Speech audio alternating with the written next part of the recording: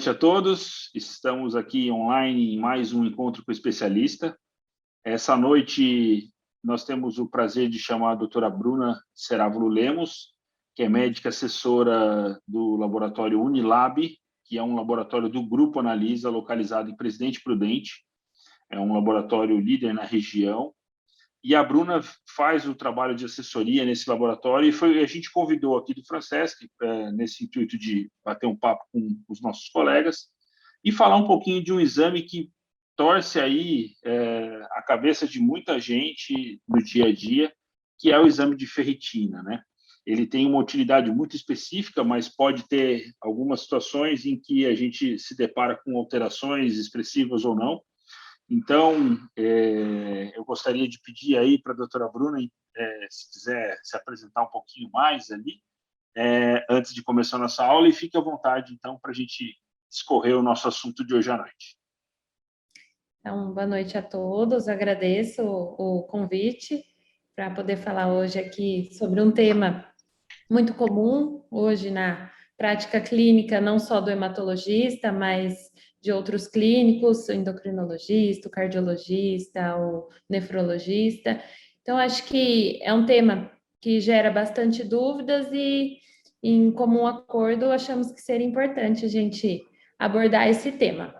Tá? Eu sou hematologista, sou assessora médica do laboratório Unilab e fico à disposição no final para as dúvidas que tiver para ser esclarecido a respeito desse assunto. Bom, então vamos lá. A ferritina, como interpretar? Em relação aos valores de referência, então, quando a gente pensa na ferritina baixa, no geral usamos o corte, então, de 30, e ela é elevada, no geral, homem acima de 200 a 300 nanogramas por ml e a mulher acima de 100 a 150 nanogramas por ml. Bom, então, para a gente falar da ferritina, a gente se baseia em dois contextos. Primeiro, falando do estoque de ferro, a ferritina como um estoque de ferro e também a ferritina como uma proteína de fase aguda. Então, falando da ferritina, como ela é um estoque de ferro, ela pode ser, então, alta ou baixa. Quando pensamos na ferritina baixa, nos contextos das anemias, principalmente anemia ferropriva e anemia de doença crônica, e no contexto, então, da ferritina alta, que são as hemoglobinopatias, que é as talassemias, anemias falciformes, ou realmente a hemocromatose hereditária, ou a sobrecarga de ferro transfusional. E aí, então, para a gente entender melhor o estoque de ferro, a ferritina, a gente usa alguns outros marcadores, que são eles, então, o ferro sérico, o TBIC, que é a transferrina sérica, e o índice de saturação de transferrina. Falando, então, um pouquinho mais sobre cada um deles, o ferro sérico, então, que ele pode ser medido tanto no soro como no plasma, mas o ideal é ser medido no soro. Então, basicamente, o teste do ferro sérico, ele mede o ferro circulante. Ele é baixo, então, nos contextos das anemias ferropriva, ou das anemias de doença crônica ou anemia da inflamação. O ferro sérico é um marcador que ele pode ser medido tanto no soro como no plasma, mas preferencialmente no soro. Ele mede, então, o ferro circulante. O ferro sérico isolado, ele não faz nenhum diagnóstico, por isso que a gente precisa usar os outros marcadores. Porém, ele é baixo nas anemias de doença crônica e nas anemias ferroprivas, principalmente. O ferro também ele pode ser afetado transitoriamente pela absorção do ferro, dietético ou farmacológico. Por isso, o ideal é que a coleta seja num jejum noturno, podendo também ser colhido em outros momentos, mas o ideal é que seja após um jejum noturno. Agora, falando outro marcador importante, a transferrina sérica. O marcador da transferrina sérica, ele também pode ser convertido no TBIC, que a gente faz, então, a multiplicação por 1,38. Então, às vezes, você solicita a transferrina sérica, vem só o valor da transferrina, ou você solicita que é a capacidade de ligação do ferro, que é a mesma coisa, você pode fazer a multiplicação, né? Se às vezes, quando solicita o exame, não vem o marcador. Então, ela é aumentada nas deficiências de ferro e pode ser diminuída na anemia de doença crônica. Por isso que a gente fala que para fazer um diagnóstico, a gente precisa de todos os marcadores no mesmo momento para complementar a investigação. O índice de saturação de transferrina, ele é um índice que ele é muito utilizado também nessa investigação. Ele é um índice que ele é obtido através da razão do ferro sérico com o TBIC. Então, por exemplo, se você só tem o valor da transferrina, você faz a multiplicação para ter o valor do TBIC, que é então o ferro dividido pelo TBIC vezes 100. Então, se às vezes você não solicita o exame, mas tem o valor da transferrina com ferro sérico, você consegue fazer o cálculo. Na deficiência de ferro, então, ele é um valor que vem reduzido e aumentado quando a gente pensa em sobrecarga férrica, né? Então, os valores que são usados normais, os valores de referência são de 25 a 45. Mas quando a gente pensa numa anemia ferropriva, numa real deficiência de ferro, normalmente o valor do índice de saturação de transferrina, ele vem abaixo de 20%. E quando a gente pensa na sobrecarga de ferro, que são nas hemocromatoses, o índice de saturação, ele vem normalmente acima de 45, dependendo até acima de 50, que é onde a gente consegue fazer um diferencial, principalmente nos contextos dos pacientes que têm anemia de doença crônica. Então, por isso que a gente fala a importância de todas essas dosagens no mesmo momento, não em momentos distintos. E também esse índice de saturação de transferrina, ele pode se alterar nos quadros de hemólise ou a depender de uma ingesta recente de comprimido de ferro. Então, por isso que é importante também a gente ter essas informações. A gente, às vezes, no laboratório, pega o histórico do paciente, as medicações que faz o uso, o horário que fez o uso, porque tudo isso pode interferir na dosagem da saturação, no cálculo do índice da saturação de transferrina, que pode implicar aqui na avaliação. Bom, então agora falando da ferritina, no contexto como ela é uma proteína de fase aguda. Então, quando a gente começa a avaliar a ferritina nos contextos de um processo infeccioso, um processo inflamatório, é importante entender o contexto do paciente junto, né? Então, quando falamos dos processos infecciosos, as infecções agudas, seja uma infecção bacteriana, seja uma infecção viral, então, paciente com quadro de infecção urinária, uma pneumonia, um quadro de dengue, COVID, que aumenta muito a ferritina. Então, tudo isso faz com que a ferritina aumente como uma proteína de fase aguda. E aí é o momento que a gente tem outros marcadores que se alteram no mesmo momento, que faz a gente ter um parâmetro, que é o PCR, a proteína C reativa, e o VHS. Principalmente, então, nos processos infecciosos bacterianos, a gente vê essa linearidade entre a ferritina e o PCR. Quando começa o paciente a melhorar do processo infeccioso, normalmente essa ferritina, lógico que a gente não usa a ferritina como um marcador de melhora, né, do padrão infeccioso do paciente, como a gente usa o PCR. Mas a gente tem ele nesse momento alterado, que a gente entende que essa ferritina ela está alterada como uma proteína de fase aguda, não como uma sobrecarga de ferro.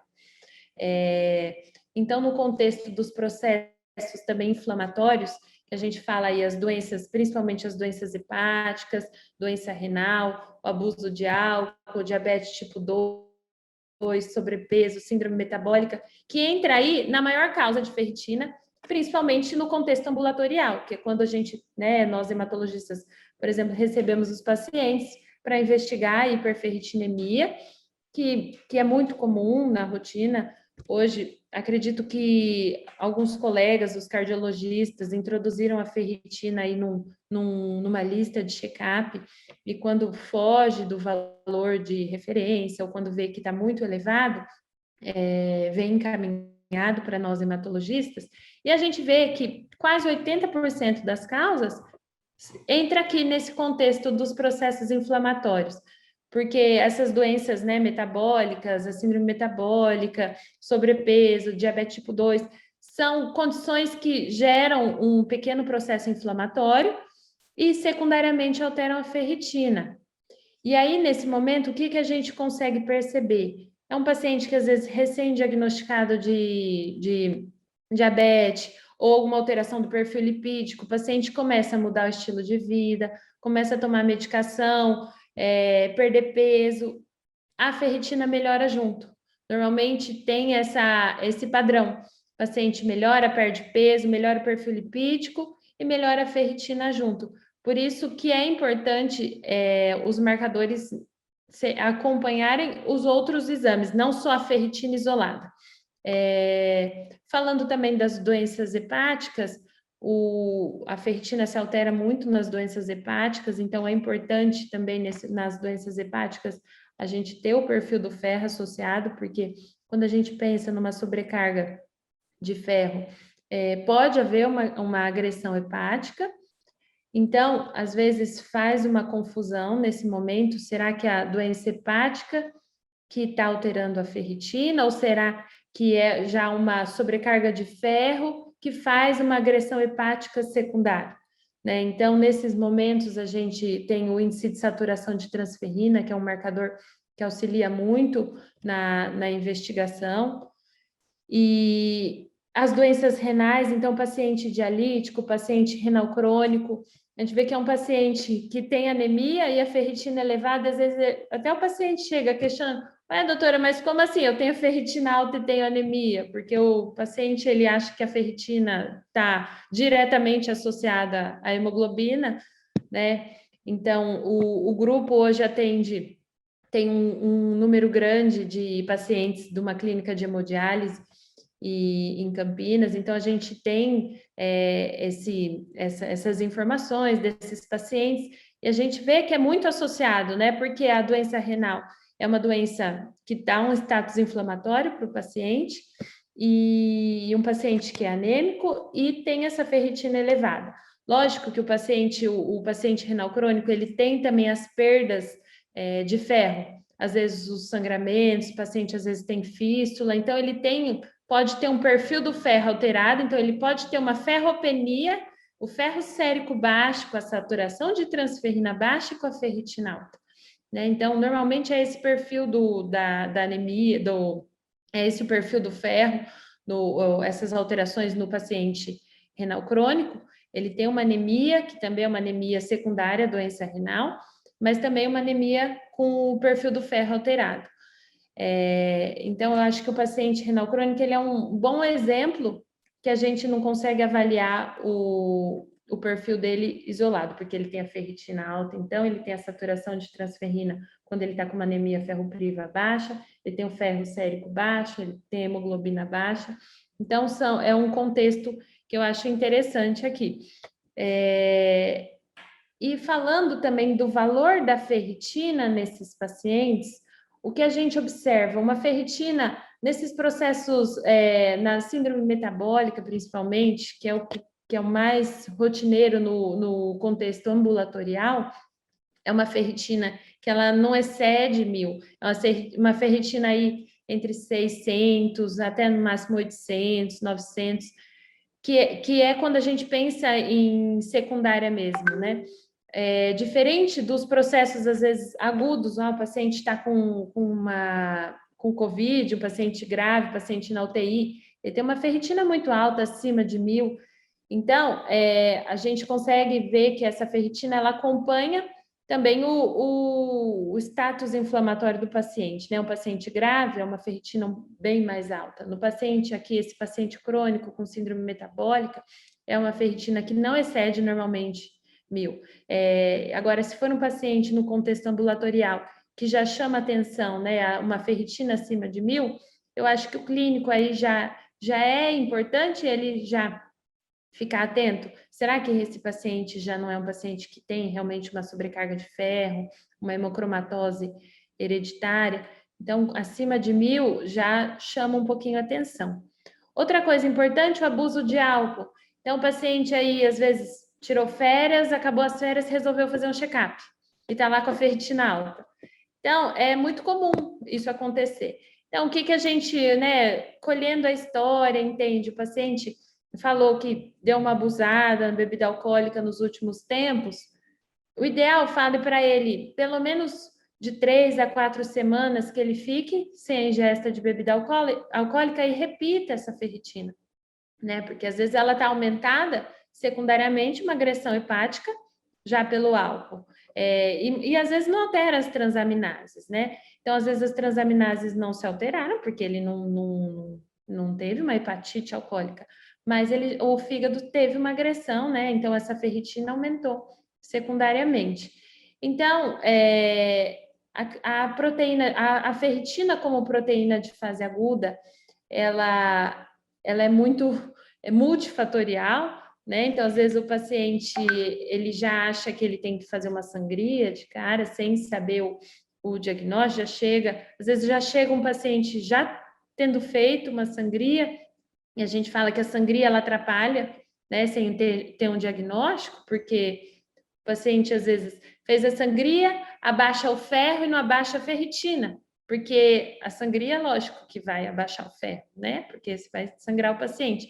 Mas essa ferritina está elevada por algum contexto inflamatório, infeccioso, que ainda está persistente, você vai atrapalhar, né, na investigação diagnóstica e não vai resolver a etiologia, né, do paciente, não sabe a causa. Então, eu acho que o que fica de mensagem em relação à ferritina como uma proteína de fase aguda, se está num quadro infeccioso importante, ela pode sim ser acima de 1000, não se assuste, né? Principalmente quando os marcadores PCR, VHS estão bem alterados. Agora, num contexto de um paciente ambulatorial, um paciente em exames de rotina, se essa ferritina já está acima de 1000, eu acho que vale a pena já encaminhar para um hematologista ou para um hepatologista para já pensando numa... Então, falando das condições inflamatórias, aqui o que eu achei importante citar é um estudo caso-controle de base populacional feito no ano de 2012 na Finlândia. Eles pegaram, então, aqui, esse que é o DOI do estudo, né? Então, o que foi feito? Pegaram os pacientes, 766 pacientes ambulatoriais, adultos de meia idade, que preenchiam critérios para síndrome metabólica. Então, foram comparados os pacientes com a ferritina, o PCR e o marcador de índice, que é o índice de saturação de transferrina. E o que foi visto? Que esses pacientes, então, os que tinham ferritina elevada, eram esses pacientes que tinham proteína C reativa sensível, ultrassensível, um pouco mais elevada, mas que nenhum deles tinha o índice de saturação de transferrina elevado, né? Então, é onde a gente vê que esse é um paciente que a gente considera, né, a síndrome metabólica, um quadro inflamatório, mas não um quadro de sobrecarga férrica, né? Então, e é um estudo que fez essa comparação justamente para exemplificar o quanto é importante você não avaliar só a ferritina, né? Avaliar o índice de saturação de transferrina, até mesmo para o paciente ficar mais tranquilo. Às vezes o paciente ele está com a diabetes descompensada, com o perfil lipídico alterado, com a circunferência abdominal elevada e ele está preocupado com a ferritina, né? Então, o que é preocupante aqui são o que está levando a ferritina alta, né? Então, as comorbidades, né? Não a ferritina em si. Então, acho que é importante falar para né, esses marcadores hoje mostram para a gente que o paciente tem que entender que ele tem que melhorar num todo, né? A síndrome metabólica, não só a ferritina. Então, falando da lesão hepática, tanto as hepatites virais como a esteatohepatite também, hoje a esteatose hepática é uma alteração muito comum na população, e nem sempre o paciente ele vai ter alteração. Então, o que eu acho que fica da mensagem em relação à lesão hepática é que o paciente que tem esteatose hepática, nem sempre ele vai alterar as enzimas hepáticas, mas ele já tem uma alteração de ferritina associada. E então aqui um fluxograma para que eu acho que isso serve de norte para todos os colegas, que o valor da ferritina, né, o quanto ele importa, o quanto você tem que se atentar e encaminhar logo para um colega, ou o quanto você consegue investigar a causa mesmo, né? Então, a ferritina abaixo de 1.000, começa com exames iniciais, esclarecimento da causa, descartar quadro infeccioso, um quadro inflamatório. Descartou, avaliou a causa, o paciente está com uma infecção, está com um quadro inflamatório, tratar ou encaminhar para o colega, né, dependendo da patologia. Não esclareceu a causa, aí vamos para os marcadores, que é o ferro, o índice de saturação de transferrina e o TB, que é a capacidade de ligação do ferro ou a transferrina.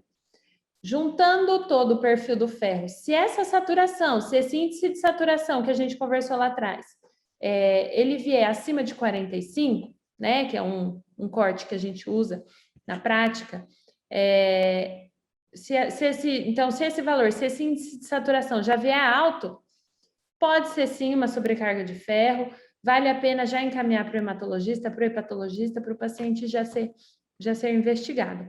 Agora, se esse índice veio baixa, provavelmente é uma hiperferritinemia secundária, uma hemocromatose secundária. Então, principalmente aí nesse momento, é tratar a causa e acompanhar a ferritina, mesmo melhorando a causa. Se a ferritina não houve uma melhora, aí sim encaminhar para o especialista. E aqui, então, é um quadro que tem as reais as causas de sobrecarga de ferro, que é onde realmente a gente precisa se atentar e encaminhar o paciente. Então, sobrecarga transfusional nos pacientes que têm as anemias hereditárias, pacientes com falência medular, a dieta sobrecarregada de ferro, mas isso é muito difícil, só pela dieta o paciente ter um ferro aumentado. O que a gente vê muito comum é o paciente falar: eu parei de comer carne vermelha e minha ferritina melhorou. Não é o problema nesse momento, não é o ferro, é a carne vermelha, que é uma carne mais gorda. Então, o paciente às vezes diminui a ingesta de carne vermelha, ele perde um pouco de peso, ele diminui a circunferência abdominal, ele melhora o perfil lipídico e, consequentemente, ele melhora o perfil do ferro, tá? Então, agora, os pacientes que têm a hemocromatose hereditária, quando o paciente, então, ele tem o índice de saturação persistentemente, né, com 2 dosagens pelo menos acima de 45, ele tem indicação de fazer uma pesquisa genética da hemocromatose hereditária, que aí é um paciente que, além dele ter uma produção, né, maior do ferro, ele tem uma absorção maior de ferro intestinal. Então, ele é um paciente realmente que ele tem que ter uma mudança de hábito alimentar, porque o ferro que ele ingere, ele é mais bem absorvido que um paciente que tem uma hemocromatose secundária, por exemplo, a uma síndrome metabólica. Então, o paciente, sim, que tem que se atentar com a alimentação.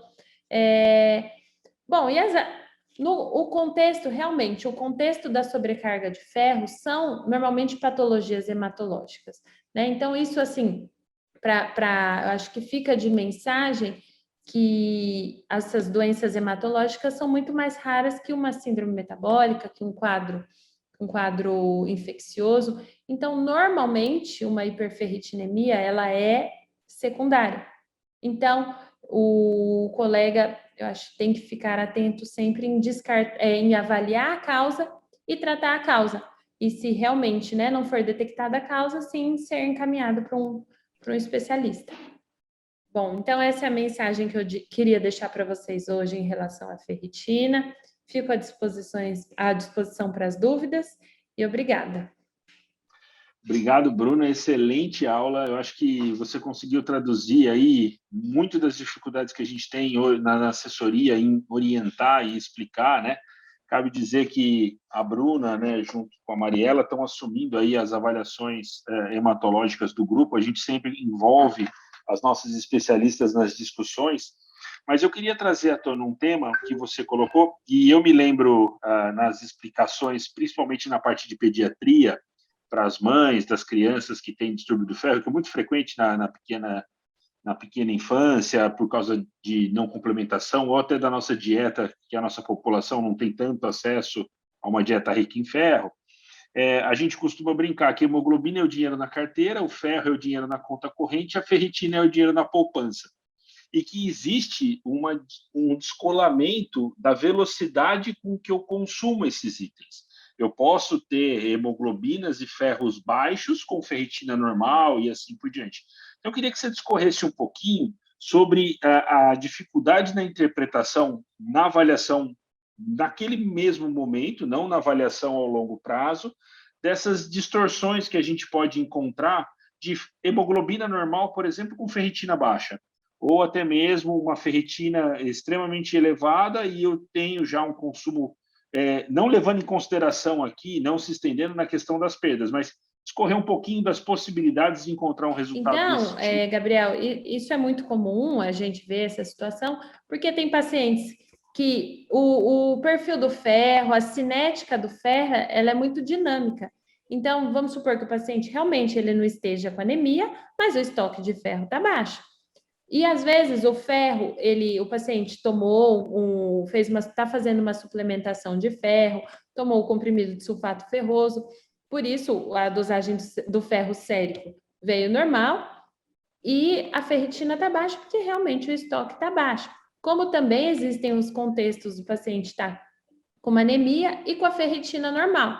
Aí entra na suplementação endovenosa de ferro, então se o paciente tomou o Noripurum endovenoso até 30 dias, ele pode ter uma ferritina um pouco mais elevada, que não está refletindo o estoque de ferro, mas sim uma reposição recente, ou um paciente que tomou ferro e depois melhorou, mas estava passando por um quadro infeccioso, uma infecção urinária. Então, assim, a gente nunca avalia isso num só momento, né? Então, por isso que é importante,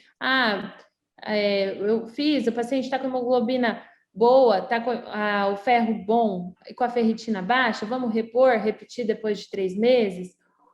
Ele está com a ferritina elevada e está com a hemoglobina normal, será que não vale a pena aguardar uns 30 dias, melhora do quadro infeccioso e repetir? Então, por isso que a gente fala, a cinética do ferro ela é muito dinâmica e a ferritina sofre muita interferência. Então, acho que é essa mensagem que fica, a gente nunca avalia isso num só momento. Legal, muito obrigado mesmo. E, Bruno, eu recebi mais uma pergunta, acho que a gente ainda está com um pouquinho de tempo. Eu recebi, e queria dizer que todas as perguntas que a gente receber vão ser adereçadas e encaminhem para o e-mail da assessoria médica. A gente vai deixar no link do vídeo. E a gente encaminha para a doutora Bruna para que ela responda aí conforme vocês forem enviando. Mas eu recebi uma pergunta aqui, especificamente aí para os pacientes, né, de nefrologia, que a gente tem uma demanda bastante grande. Esses pacientes frequentemente têm volumes roubados, eles sangram durante os procedimentos, eles têm um problema já pela deficiência de eritropoetina na produção de hemácia e assim por diante, e eles têm aí, como você mesmo demonstrou brilhantemente, uma ferritina extremamente elevada pela questão de ser uma proteína de fase aguda, né? Então, eu só queria que você reforçasse bem ali o fluxo, né, que você disse, do como investigar, então, um excesso de depósito, como investigar uma alteração real da ferritina num paciente extremamente inflamado como o nosso paciente renal crônico. Isso, então, realmente é um paciente que tem um perfil do ferro meio bagunçado, fora do óbvio, né? Então, e é isso mesmo. Se a gente tem um paciente com uma ferritina, né, nesse contexto, um paciente renal crônico, pode ser dialítico, com um contexto com a ferritina muito elevada, a gente sim tem que pensar dele ter uma doença de depósito, uma sobrecarga férrica. A gente, então, precisa avaliar o índice de saturação de transferrina e o ferro, tá? E nesse momento, o índice de saturação de transferrina, ele vai ser o nosso marcador principal, né? Ele vindo acima de 45 em 2 dosagens, chama muito atenção da gente pensar numa real sobrecarga de ferro. e aí é o momento que a gente precisa usar outros exames complementares para avaliar um pouquinho melhor. Então, por exemplo, uma ressonância com T2, que a gente fala que é uma ressonância que ela já avalia, ela tem, né, um marcador especial para avaliar se tem uma sobrecarga de ferro, ou então a biópsia hepática, mas no contexto, se for possível realizar essa ressonância, é o ideal do que fazer uma biópsia hepática. Mas eu acho que fica a mensagem, a gente aqui falando de exames laboratoriais, o índice de saturação de transferrina vai ser um marcador chave, né, para a gente avaliar essa sobrecarga. E o índice de saturação de transferrina persistentemente alterado. Porque se o paciente teve, por algum motivo, um grau de hemólise, uma reposição recente de ferro endovenoso, ele vai se alterar também.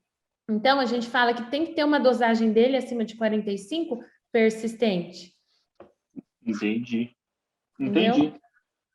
Bom, já estamos no avançar da hora, eu agradeço aí bastante a presença de todos. Eu queria agradecer mais uma vez aí a presença da doutora Bruna, por nos brindar com uma aula brilhante de um tema que, apesar de simples, ele exige ali um raciocínio bastante complexo, porque é um exame que é extremamente útil, ele deve ser avaliado de uma maneira muito cautelosa, como demonstrado aqui, mas eu acho que com essa aula ficou bastante claro, e mais uma aula para o nosso repositório, para que as pessoas consultem, vejam. Então, doutora Bruna, muito obrigado aí, e uma boa noite a todos. Obrigada, Gabriel. É um prazer poder contribuir um pouquinho com essas aulas e fico à disposição, qualquer dúvida, qualquer esclarecimento, tá bom?